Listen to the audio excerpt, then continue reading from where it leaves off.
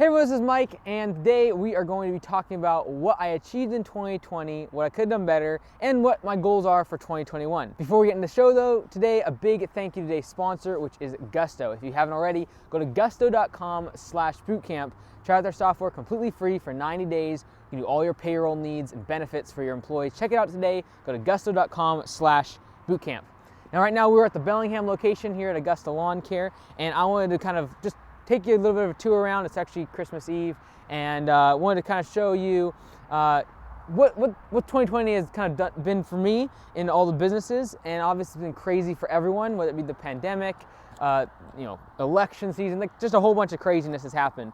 But let me kind of walk you through each of the businesses, what was kind of some of the main takeaways and things that we accomplished in 2020, and then what some of our goals are for 2021. So first off, Anytime Fitness, that's the gym that I own. As most of you know, I purchased that mostly to learn the process of how they did their franchise system, and so we could use that and implement it at Augusta Lawn Care. So for the gym in 2020, obviously we had the big COVID shutdown. We were closed down for like 3 solid months.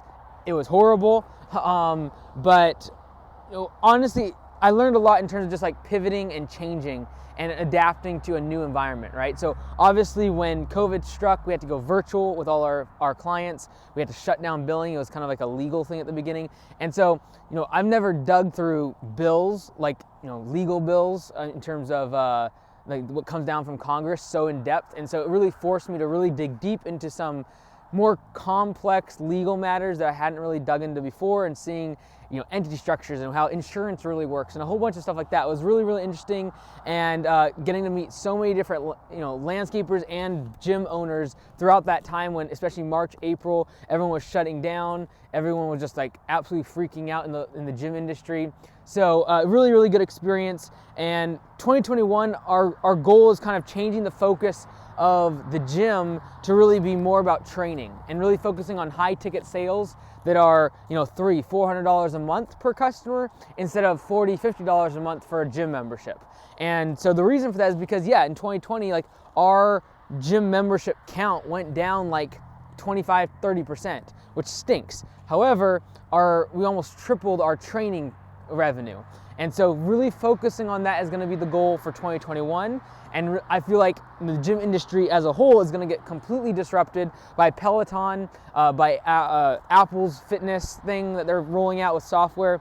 So our ability to change and adapt is so important. I feel like this is important for any industry, whether it be fitness, landscaping, retail. You've seen the massive change in retail over the course of the past 8-9 months. And I think, like, when it comes to in-person buying, the thing that's going to allow the in-person retail store or in-person experience to win and actually survive even is going to be experiential shopping. So instead of going to Amazon, where it's more convenient, faster, maybe cheaper, better customer service, whatever it might be, if you're gonna have an in-person, like a brick and mortar shop, a gym, any sort of retail space, you need to make it where there's value in actually experiencing something.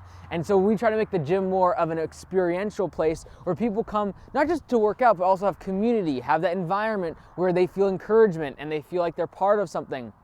That's something that they cannot get as good on virtual or via technology. That's something that we can offer as our unique selling proposition, you might say, or what kind of sets us apart from those other options that are really honestly going to completely change the industry and wipe out a lot of our competitors.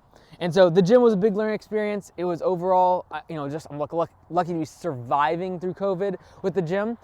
In terms of Augusta, so for 2020, we got a little over 30 locations, about 33 locations. And what was really exciting to me is the fact that during the same time that we went up to 30 locations plus, Grounds Guys and US Lawns, kind of our main competitors in the franchise industry, they declined by a total of 50 locations.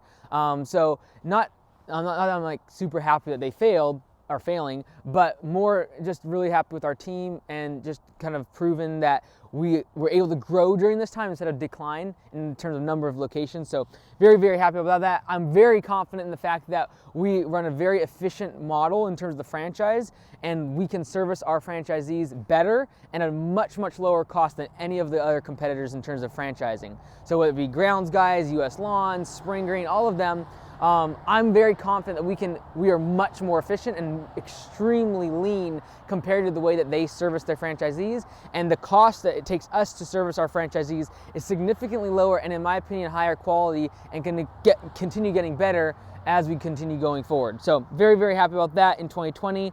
I feel like in 2020 our management team at Augusta really solidified.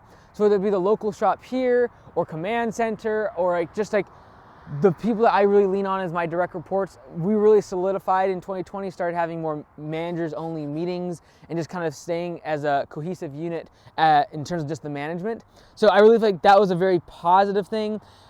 I learned in 2020 just how much work it is to be a franchisor and take care of the franchisees. If we're really going to service them, if we're really going to care about them, if we're really going to care about them and their businesses and their customers, it's a lot of work. And so, especially because it's such a lean model that we're using at Augusta to service the franchisees, a lot of that, so the first 25, 30, 40, 50 franchisees will fall on me. So when a franchisee is going through a tough time, I'm going through a tough time. When they're going through a divorce, I'm going through, it's tough. When they are struggling financially, I feel that same pain. And so that's something that is definitely the hardest part probably of being a franchisor and really caring about the success of the franchisees, just how much their success and where they're at in life is going to affect me. And so a lot of work, but very much worth it. I feel like in 2020, some of the things even locally in the shop that we've implemented in terms of profit sharing, changing P4P up, improving the software of P4P version 3 is going to be rolling out here pretty soon for the franchisees. Those were all big positives in 2020. A couple other things. Nick in 2020 started his franchise down in Marysville. So he used to be an employee here at the shop here, and for about a year and a half, and very proud of him to be able to start his location down there. And we started what we call the 3F program, which is the franchise fee forgiveness program for employees that work 2 years or more at an Augusta location. And that's not just our location, it's any of our franchisees. So just trying to inherently put that in within the culture of the company, where someone from the ground up can build their career and go from just starting out mowing a lawn to really owning their own business within a couple years. And then giving them the education, the learning, the know-how in that process of the couple years through open book management, P4P, sharing the numbers, educating them on business and marketing, things like that. And so they actually know how to run a business after those 2 years. So that was very, kind of a proud moment for me in 2020, is Nick opening his franchise. In 2021, our goal for Augusta, kind of our stretch goal is 90 locations that I want to get to. That literally means we have to sell more than one a week. So we'll see how that pans out. I know it's a bit of a stretch goal, especially just financially be able to make sure that we keep it solidified. But I'm very confident we can get to it in 2021. That is the goal. That's kind of the main goal. We're starting 3 more corporately owned locations. And so this is definitely going to stress test the systems because, in the past, we've had 2 corporately owned locations. And I've never opened 3 corporately owned locations in 1 year. But that's what we're going to do over the next few months, is open 3 more corporately owned locations across the country, not in this state, not within driving distance, all very far away where I have to rely on the systems only, and the managers have to rely on the system. We're going to constantly be opening up corporately owned locations, a couple each year at least, just to stay fresh and sharp in terms of marketing and what it's like to open up a new location, because you're going to market differently, you're going to have a whole different mindset, and so we've got to stay fresh for our franchisees as they join the system, knowing that we actually know what we're talking about because we are opening up new locations fairly consistently. So we're going to be opening up 3 corporately owned locations across the country, and again, there is no me showing up and helping them. If a general manager is struggling, they're going to struggle like a franchisee would. They have to own that themselves, and they're going to rely 100% on Command Center for so much of their admin, office work, just the same way we've done in Mount Vernon. We're trying to replicate that 3 more times over the next few months. Again, stress testing the systems that we've implemented at the franchise, where we can really refine those and help the franchisees so that they can start a 2nd, 3rd, 4th, 5th location down the road, which they will be wanting to do in 3 to 5 years. So definitely something that we're trying to figure out, make sure we nailed everything down in terms of how you pay a general manager, how you support them, what do they need in addition to what the franchise can offer them if a franchisee was to go off, start a 2nd or 3rd location. So that's going to be a lot of work. Really looking forward to it though. And really at the end of the day, in 2021, I think the biggest thing for Augusta is going to be the software, honestly. And this is something that we're talking a lot quite extensively with the franchisees at the conference that we have specifically for them in January, and that is software is going to be our unique, our unique selling proposition, or like our unique advantage, our unfair advantage really at Augusta. Because we have everyone together, we're using the same systems, we're using the same business model. As we refine those, we're able to create software that does so many more things than any other landscaping company can do in their local market. So I really feel like software is going to be our unfair advantage, and in 2021, that's going to start becoming pretty evident. I think it's going to be about 2 to 3 years from now, probably 3 years, when people look at Augusta and be like, literally it's unfair, like you have an unfair advantage, you cannot do this without being part of Augusta. And I feel like what kind of is unique about Landscape Business Course and what I do is the fact that honestly, at the end of the day, everyone watching this, I'm gonna be your competitor at some point through Augusta, right? Like that is the unique thing about this. And so I share as much as I can in terms of systems and what we're doing, but obviously the software and the things that we're developing on the back end for the franchisees is something we hold pretty tight to ourselves. And I really feel like I said, in 2 to 3 years, that software is going to give our franchisees such an unfair advantage against the competition to make us more efficient, make our labor more efficient, attract better people. And so I feel like 2021 is the start of what we're trying to do with software, and we have several different projects that we're starting to get underway now. All right, real estate and stocks. So again, this is kind of for me personally. In 2020, we purchased 8 different units, and all of them were 3-bedroom, 2-bath. All 8 of them were 3-bedroom, 2-bath. I invested quite heavily in the stock market in 2020, and I've always played with the stock market, but I've never been a long-term investor. What happened though in spring when the market crashed, and then I saw the government step in with junk bonds and just one buy up and basically save the market, I knew that it would lead to a huge rebound, especially with the amount of money that was being pumped into the system through stimulus. And so I jumped in full board. I literally took out lines of credit. I took HELOCs. I took all the money that I had basically and poured it in the stock market. And so that's what's really allowed us to start even the 3 corporately owned locations. All of that's debt free. We were able to pay off everything in terms of equipment debt, everything. Like there's no debt on the business, and that's only because of what we were able to do in the spring. Really just went all in on the stock market for a few months, and then really over the course of 2020, though, changing from much more risky kind of transaction in companies to really just focusing on companies that had solid balance sheets, had consistent cash flows, and were value-based business. And when you hear value versus growth stocks, what that means is that the way that a growth stock is valued, or people purchase it at a certain price, if it is a growth stock, it means you're buying the growth. You're buying what's in the future. Whereas a value stock, you're buying it based upon the PE ratio, the price to earnings ratio, which is usually tried and true, and it's going to consistently be that way. And it's not like you're buying that stock based upon future growth or future projections or what the company could potentially do. So over the course of the year, I've taken the money from the stock market and used it for starting the new locations, but I've also moved it towards just much more stable investments, companies like Adobe, Salesforce, Apple, Amazon, these companies that are much more tried and true. They have solid balance sheets, and you're not trading for tomorrow's dollars. You are trading based upon the value and what their price to earnings ratio is, just much more fundamentals of stock market trading.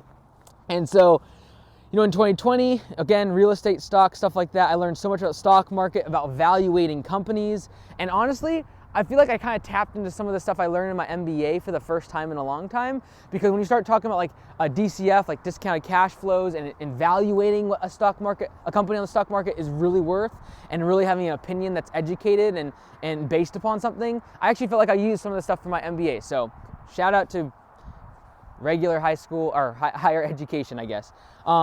In 2021, in terms of real estate and stocks, I don't really plan on doing a whole lot in real estate. I feel like I wanted to get I felt like there's some really good deals in 2020 when the whole pandemic was going on, was able to buy into those, the kind of dip there, and then now they've just taken off. And so I don't plan on buying a whole lot more real estate. I do plan on investing more into locations for Augusta. The corporately owned locations, I feel like we can make those very profitable within 3 to 6 months, and then really recoup all of my money within 12 months. And so I feel like that's the best investment. I very much believe in the systems that we're doing, and I feel like I got to put my money where my mouth is. Like if I feel like Augusta is the best investment for everyone watching this, or for any landscaper. I'm going to put my money where my mouth is, and that is I'm going to put my investing dollars into opening more locations. And so that's what my plan is for 2021, is not necessarily buying more real estate. I'll continue to invest every dollar in terms of cash into the stock market, because I feel like there are companies that still have value. I still feel like that we're on the precipice and kind of like the start of a massive uptick in terms of technology, and I feel like the pandemic has just accelerated that. Obviously, I'll be much more conservative. I won't be buying the airlines. I won't be buying the cruise lines and recovery stocks. Like, those are going to be very volatile. Those are going to be up and down, and based upon what the vaccine does and all the rest of it. I'm going to be focused more on investing my money into more blue chip companies, solid profit margins, solid balance sheets, and companies that if we did hit some massive decline in the stock market, they might go down 20-30%, but they won't go down 90-95%. And so my goal for 2021 in terms of returns in the stock market is 20%, and that's higher obviously than like an index fund. But in 2020, like, the returns are literally for this year have been like 80-90%. But again, it's been a trader's market. It's been a market where you can put money in and grow very, very quickly. There's been companies that have IPO'd and just skyrocketed. So it's not every day. Like, I don't expect 80-90% next year in terms of returns. In terms of content, so that was real estate and stocks, stuff like that. In terms of content in 2020, I was able to get Josh full-time in July, and that was something we've been looking forward to the past year and a half. Really appreciate him really taking us to the next level in terms of just the value of the content and the consistency of the content. Now he posts pretty much every single day on YouTube, pretty consistently on Facebook and things like that, Instagram. And so we've been much more consistent on YouTube. I really like that platform. I like the audience there, and I want to grow there especially. And so having him on board has been great in 2020, being more consistent with our media. Since he's joined, we've almost doubled or more than doubled our subscriber count even in the past 5-6 months. So I really hope that we can get to 50,000 subscribers in 2021. That's kind of my goal for the media side of things. And then in 2020, we launched Lawn Care Web Design. LawnCareWebDesign.com is where we design websites for landscaping and lawn care companies. And so we were able to launch that and have quite a few of you join that. I really appreciate that.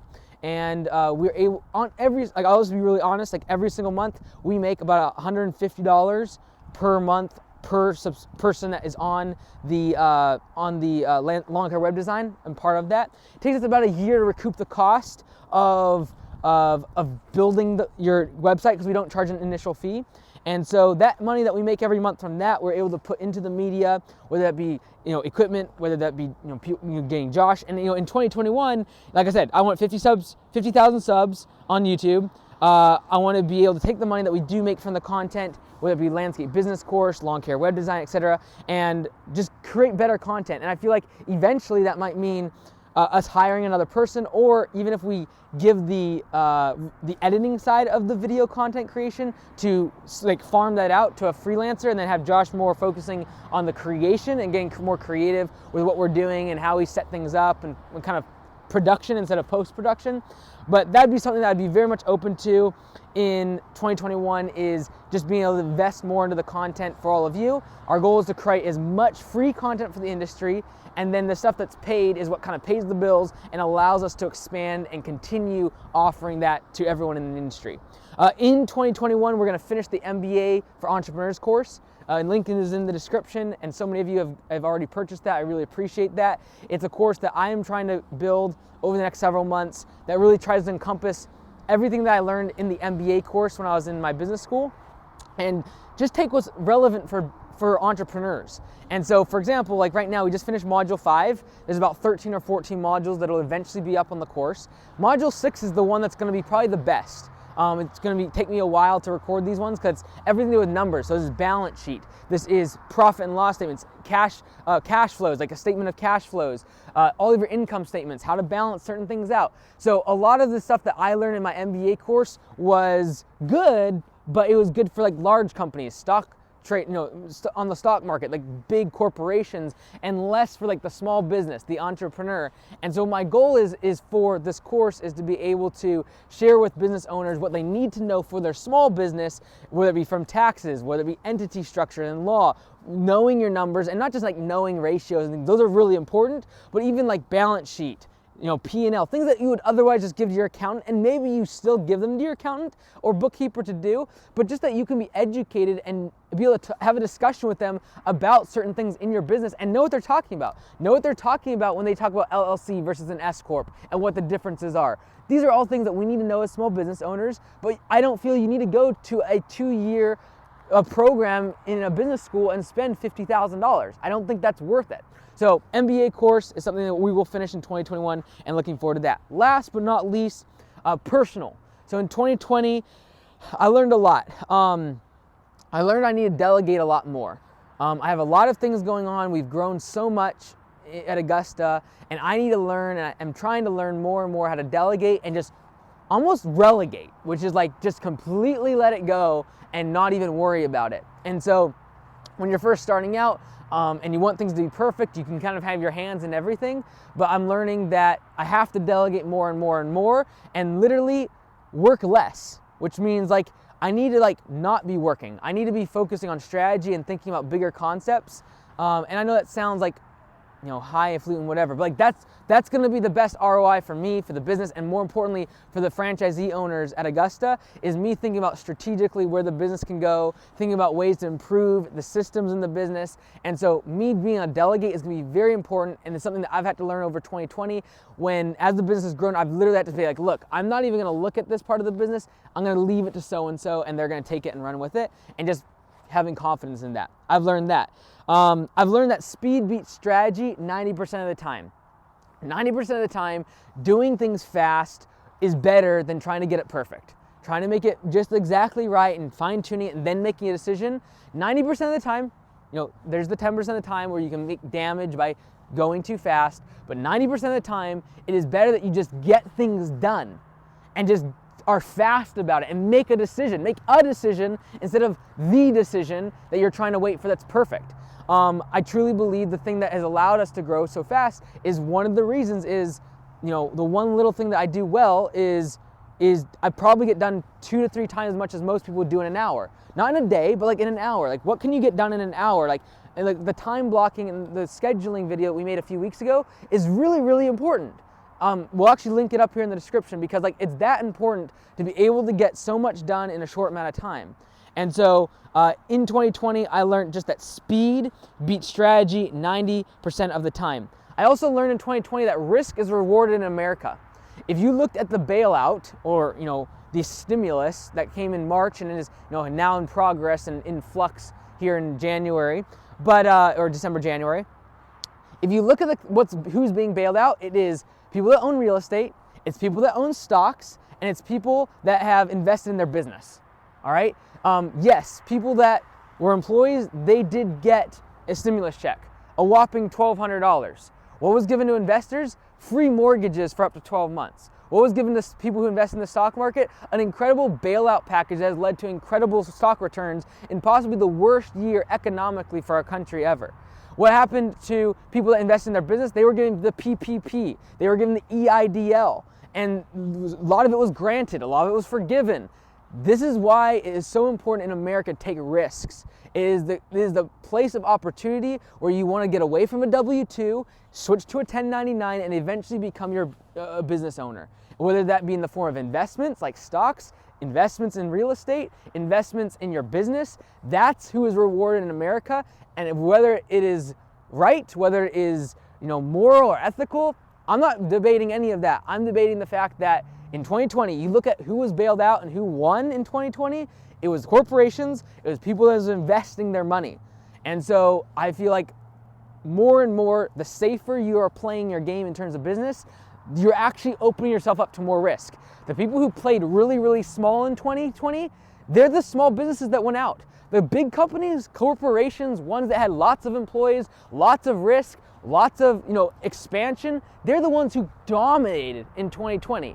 The Lowe's and the Home Depot literally took off while they left hundreds and thousands of small hardware stores in small town America to waste, and that closed up their shop. Is that bad? Is that horrible? Yeah, you could argue that, you can make that point, but at the end of the day, someone took the risk to grow big. Someone took the risk to invest and continue to grow the business and hire more people and make bigger stores, and that's what was rewarded in 2020 in America. And the ones that were played conservative, that played, counted their pennies, that were staying small and thinking small, they lost in 2020. So that's something that I learned. In 2021, personal kind of goals, things that I want to do. Okay, some of these are really, really don't seem very significant, and they're not really have much to do with business because it is personal. But I haven't done this yet, and that is I will take a day, usually at the end of December or the beginning of January, where literally all I do is these goals.